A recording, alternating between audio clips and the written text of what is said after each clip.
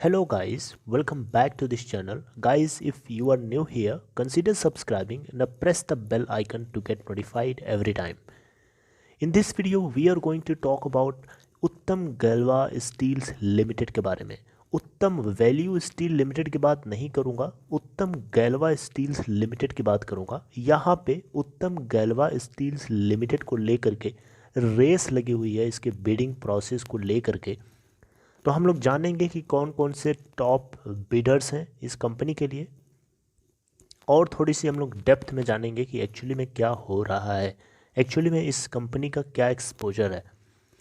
सबसे पहले मैं आपको बताना चाहूँगा कि यहाँ पे उत्तम गैल्वा की फाउंडर कौन है। थोड़ा सा टाइम लूँगा आपका, बहुत 1 मिनट के अंदर ही ये सब चीज़ें कवर हो जाएंगी। जान लीजिए, थोड़ा सा आपको इंटरेस्ट आएगा चीज़ों को समझने में आगे, इससे रिलेवेंट है थोड़ा, इसलिए आपको बताना चाहूँगा। उत्तम गैल्वा के जो फाउंडर हैं अभी भी, राजेंद्र मिगलानी। ये इंडिया के अंदर, वेस्टर्न इंडिया के अंदर specially largest value added steel maker company है इनकी। ठीक है, okay, are you getting my point. यानी वैल्यू एडेड स्टील्स लिमिटेड का मतलब होता है कि ये स्टील को गैल्वेनाइज्ड करते हैं, या स्टील के ऊपर अलग अलग तरीके से प्रोसेसिंग होती है, जिसको हम बोलते हैं वैल्यू एडेड स्टील्स। तो उत्तम गैल्वा स्टील्स लिमिटेड एक फ्लैगशिप कंपनी है उत्तम ग्रुप की, और ये वैल्यू एडेड स्टील्स को प्रोड्यूस करती है, जिसका एरोस्पेस इंडस्ट्री के अंदर, कंज्यूमर ड्यूरेबल इंडस्ट्री के अंदर, ऑटोमोबाइल्स के अंदर इसका डायरेक्टली यूज़ होता है। जैसे आपने एक कंपनी का नाम सुना होगा, महिंद्रा एंड महिंद्रा। अब उसको गाड़ियाँ बनानी होती हैं, तो वो स्टील को क्या रॉ स्टील को तो ले आएगा नहीं, वो वैल्यू एडेड स्टील्स को खरीदता है। Right, are you getting my point. Value added steel मतलब स्टील को पूरी तरीके से पक्का तैयार कर देना, जिस पर्पस के लिए वो यूज़ होनी है। जैसे गैल्वनाइज्ड स्टील चाहिए, मान लो किसी को शिप बनानी है, तो शिप के जो बॉटम पोर्शन होता है वहाँ पे गैल्वनाइज्ड पोर्शन लगता है मेटल का, ताकि वो कोरोड ना हो। तो ये उत्तम गैल्वा स्टील्स लिमिटेड ऐसे लोगों को गैल्वनाइज्ड स्टील प्रोवाइड करती है। तो इस तरीके से इसका प्रोडक्ट बिकता है अच्छे अच्छे लोगों के इस कंपनी के अंदर, मतलब इन कंपनी के अंदर अच्छे अच्छे लोगों का इन्वॉल्वमेंट है, बेसिकली कस्टमर्स के रूप में। जैसे महिंद्रा को भी ये सप्लाई करती है। ओके, तो यहाँ पे आपको 2 चीज़ें पता चली। वैल्यू एडेड स्टील्स लिमिटेड का क्या मतलब है, मैंने आपको समझा दिया। ओके, अब थोड़ा सा मैं आपको बताना चाहूँगा इस कंपनी के लास्ट 6 मंथ का क्या रिकॉर्ड रहा। लास्ट के 6 मंथ में 140 करोड़ का इसने नेट लॉस प्रोड्यूस किया, और नेट रेवेन्यू था लास्ट के 6 मंथ, यानी first half of this physical year, वो था 277 करोड़। अब बातें हैं हम लोग अपने मेन टॉपिक पे। अब थोड़ा सा आपको समझने में आसानी होगी। यहाँ पे आपको बताना चाहूँगा 4 लोगों का नाम लेना चाहूँगा, मेटल बिलियनर्स, जैसे कि लक्ष्मी मित्तल। ठीक है, इसके बाद साजन जिंदल और नवीन जिंदल, ये दोनों लोग भाई हैं। और इनके अलावा एक चौथा है कोई, जिनका नाम है अनिल अग्रवाल, जो कि आपको पता है वेदांता के प्रमोटर हैं। तो इन चारों लोगों ने इंटरेस्ट दिखाया है उत्तम गैल्वा स्टील लिमिटेड को एक्वायर करने के लिए। ठीक है, क्योंकि लेंडर्स ने इनको, इस कंपनी को बेसिकली ब्लॉक पे रख दिया है, यानी लेंडर्स ने इसको बिडिंग लगाना शुरू कर दी है। लेंडर, ठीक है, मतलब बिडिंग चल रही है एक तरीके से। Mittal has the highest exposure to Uttam Galva's liabilities of 9,742 crore. मतलब ये हुआ इसका कि उत्तम गैल्वा के पास टोटल जो लाइबिलिटी बनती है, देनदारी बनती है, 9,742 करोड़ की है, जिसमें से मित्तल सबसे ज़्यादा ओन करता है। यानी मित्तल के पास सबसे ज़्यादा एक्सपोजर है। मतलब ये हुआ कि 9,742 करोड़ का जो कर्जा है कंपनी के ऊपर, उसमें से ज़्यादातर कर्जा जो है मित्तल की तरफ से दिया गया है। यानी Mittal has highest exposure of Uttam Galva's total liability of 9,742 crore, followed by other financial and operational creditors. मैं आपको वो भी चार्ट के जरिए समझाऊंगा, वहाँ से आप अच्छे से गेन करोगे। अभी आप बस ऐसे ही सुन लीजिए, थोड़ा सा आपको उसको समझने में आसानी रहेगी। इसके अलावा अगर आपको बताना चाहूँगा, यहाँ पे फिनिक्स एसेट रिकंस्ट्रक्शन कंपनी है जो कि कोटक महिंद्रा के थ्रू ओन की जाती है। इसने भी अपने इंटरेस्ट को इस कंपनी के बिडिंग को लेकर के इंटरेस्ट दिखाया है, और इसकी जो इनिशियल बिड डेडलाइन थी वो दिसंबर मंथ में एक्सपायर कर गई। ठीक है, तो अब यहाँ पे फिनिक्स एसेट रिकंस्ट्रक्शन कंपनी के पास भी एक्सपोजर है, इसका भी एक्सपोजर है उत्तम गैलवा की टोटल लाइबिलिटीज़ के अंदर, जैसे कि मित्तल जी का था। अब आपको बताना चाहूँगा इस कंपनी की प्रोसीडिंग्स कैसे शुरू होती है। मार्च 2020 में एसबीआई ने एक बैंक्रप्सी प्रोसीडिंग्स शुरू किया था, इनिशिएट किया था अगेंस्ट दिस कंपनी यानी Uttam Galva Steel Limited at Mumbai NCLT bench, right. क्यों? क्योंकि इसने डिफ़ॉल्ट कर दिया था एक्सटर्नल कॉमर्शियल बोरोविंग्स जो कि $6.7 मिलियन की थी, जिसको लेकर के एसबीआई ने मूव लिया।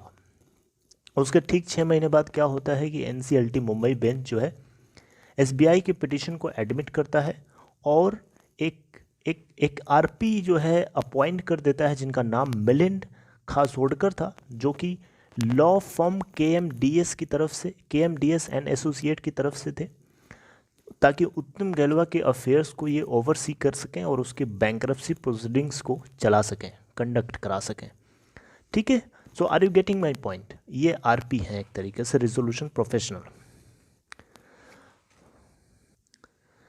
अब आपको बताना चाहूँगा आर्सेलर मित्तल के बारे में। ये आर्सेलर मित्तल एक समय पे उत्तम गैलवा के को प्रोमोटर थे, लेकिन बाद में इन्होंने अपनी स्टेक को, कंपनी के अंदर जो इनकी स्टेक थी लगभग 29% के आसपास थी, वो पूरी की पूरी स्टेक जो है फाउंडर को ये सेल कर देते हैं, ताकि दूसरी स्ट्रेस्ड इंडियन स्टील एसेट्स में ये ऑक्शनिंग जो चल रही थी उसको लेकर के बिडिंग कर सकें। और उस कंपनी का नाम था हिसार स्टील लिमिटेड, जो कि एक बैंकरप्टेड कंपनी थी।